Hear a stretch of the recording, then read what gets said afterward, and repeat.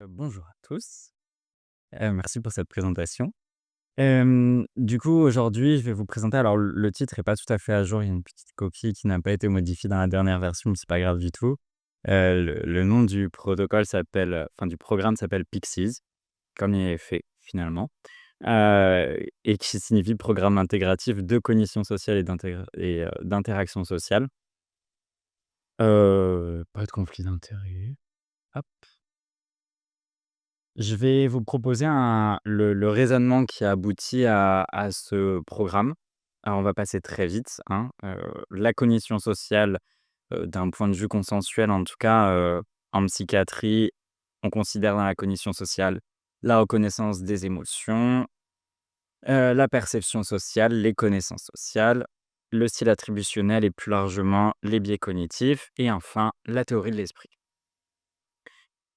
Si on reprend le modèle assez courant qui est utilisé dans les interventions, c'est plutôt le modèle de Couture, qui suggère, des étapes dans le traitement et la réaction aux situations sociales. Donc on a ici la cognition sociale avec des étapes d'abord perceptives, donc perception émotionnelle et analyse de situations sociales. Et puis on a dans un second temps des étapes plutôt, du coup interprétatives où, on a théoriquement la théorie de l'esprit, mais où viennent, s'incorporer les biais cognitifs qui sont quand même des raccourcis un petit peu moins coûteux. Et puis face à ça, du coup, ça nous permet de réagir et notamment d'avoir des interactions sociales. Donc le modèle de Couture, c'est celui qui a, permis notamment de créer le protocole SKIT, et plein d'autres. Nous, on a essayé de rajouter quelques petits éléments qui nous paraissaient intéressants, sur base des retours des usagers et puis sur base de nos connaissances. On s'est dit: «Bon, bah, finalement, si on essaye de prendre l'ensemble des éléments qui nous paraît intéressant à travailler dans le cadre de difficultés d'adaptation sociale. Face à une situation sociale, du coup, on va vraiment avoir les étapes perceptives, donc émotionnelles et de contexte social. On va aussi avoir nos connaissances, notre stock mnésique social. On va avoir nos biais cognitifs, mais aussi notre état émotionnel qui joue un rôle très important, dans la mise en place des biais cognitifs et dans le recrutement des ressources. Ce qui va nous permettre de faire des hypothèses et de réagir et à chaque fois les réactions mettent à jour la situation parce que la situation évolue.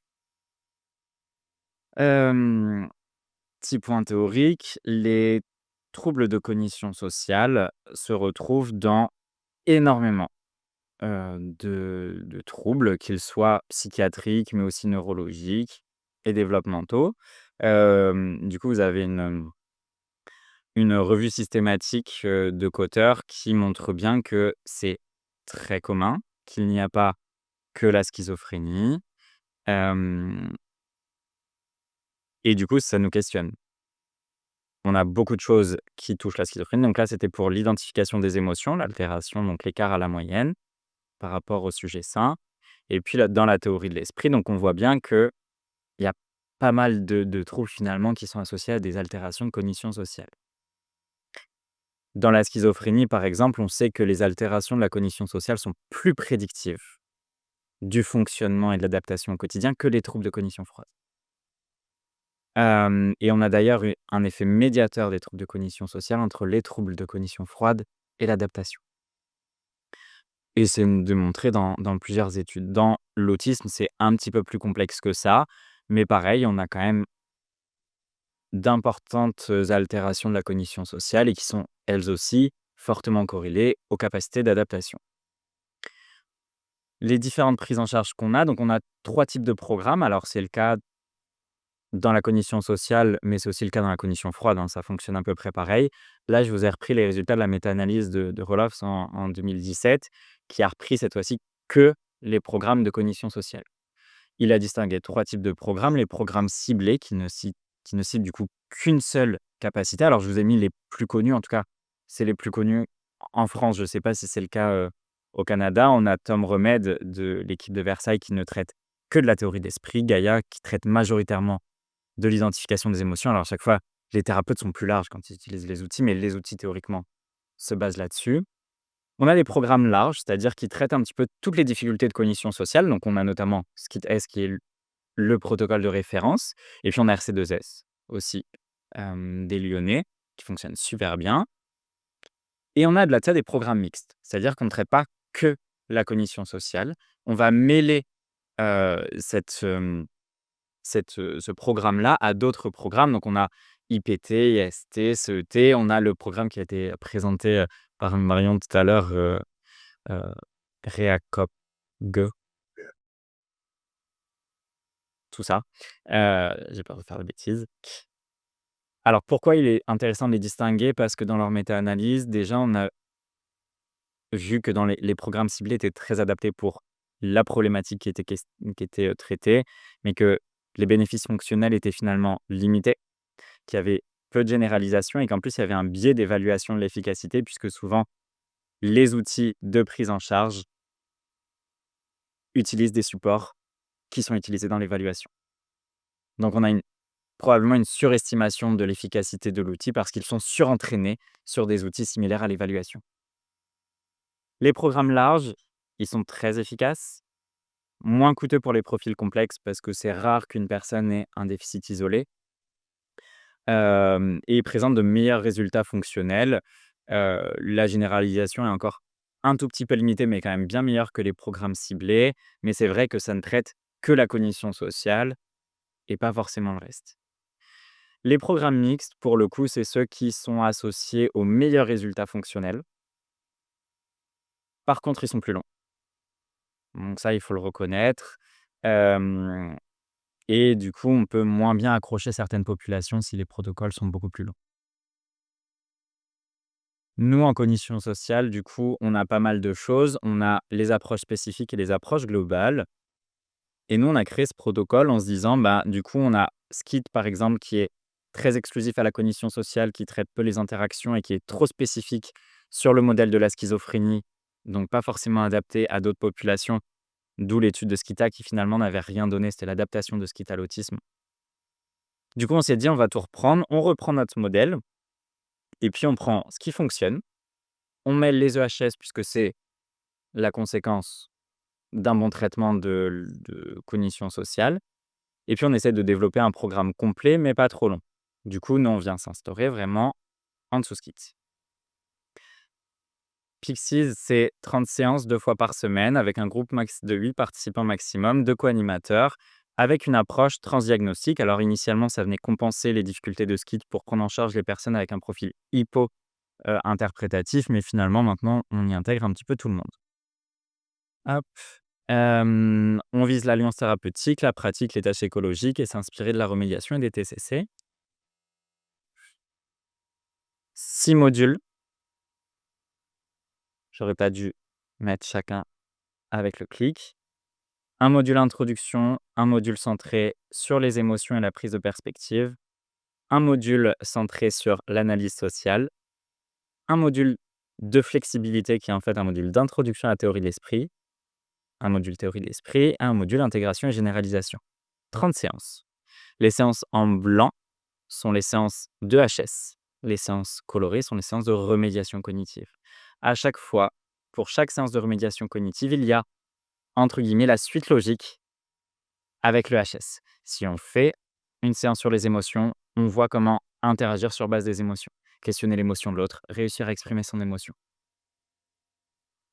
Une séance type, c'est toujours un tour sur les émotions, un retour sur la tâche à domicile, un peu de théorie, de la mise en pratique, retour sur les émotions et de la tâche à domicile. La séance d'introduction, par exemple, psychoéducation sur la cognition sociale, globalement.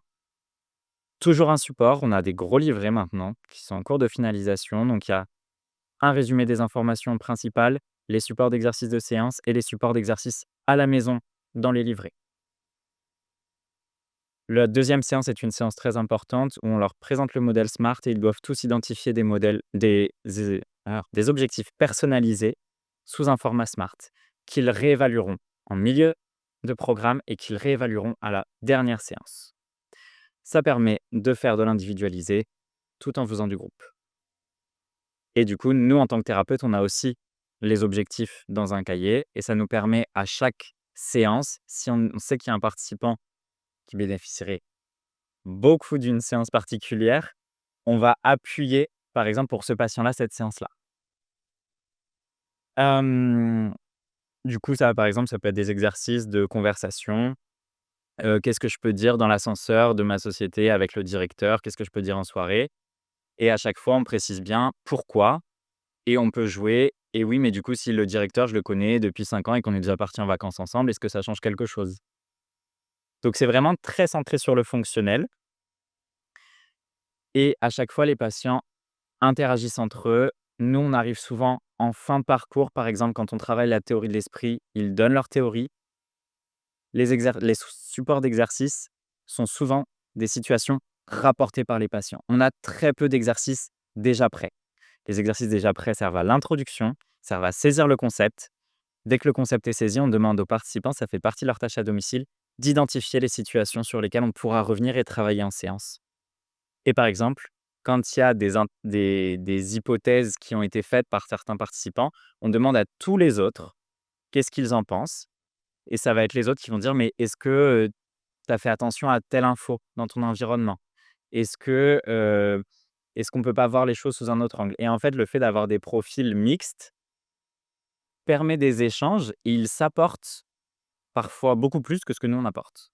Donc souvent, nous, une fois que l'exercice est lancé, on est vraiment en backup et on est là pour un petit peu organiser le temps de parole. Mais il y a des séances où, honnêtement, on sert pas à grand chose. Les résultats préliminaires, du coup, on a eu 25 participants, 11 participants avec un trouble psychotique, 14 participants avec, du coup, un trouble du spectre de l'autisme, en sachant qu'il y en avait, 2 qui, en fait, avaient la comorbidité et du coup, on a regardé un petit peu le taux de présence moyen de 90 sur un programme de 30 séances 2 fois par semaine. En sachant qu'on a des gens qui sont insérés aussi professionnellement. Il y a des gens qui sont désinsérés, mais on a des gens qui sont insérés, qui ont un travail.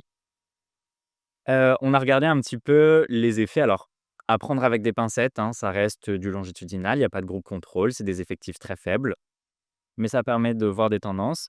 On a une diminution, de la symptomatologie à la BPRS, des tendances à l'amélioration sur l'échelle d'évaluation, fonctionnelle et sur les capacités l'auto-évaluation des capacités de conversation. On a des améliorations sur les plaintes de cognition sociale, sur l'identification des émotions, sur l'identification des conventions sociales, sur la théorie de l'esprit, sur le biais d'hostilité avec une tendance sur le biais d'agressivité également et une diminution des plaintes rapportées. Les RF, fonctionnels, du coup, l'évaluation des difficultés fonctionnelles. On n'a pas de modification sur, l'analyse de situation, mais en fait, dans les méta-analyses, c'est souvent le truc qui bouge pas, peu importe le protocole. Dès qu'on grossit les échantillons, ça bouge pas trop.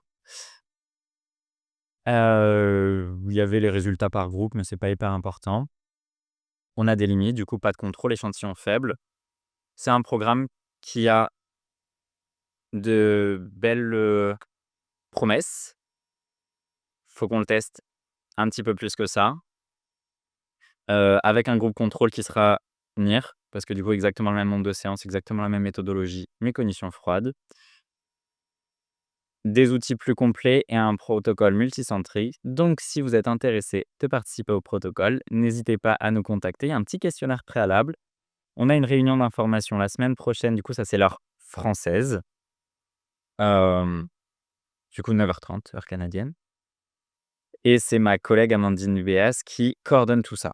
Donc, n'hésitez pas à la contacter si jamais vous avez des questions.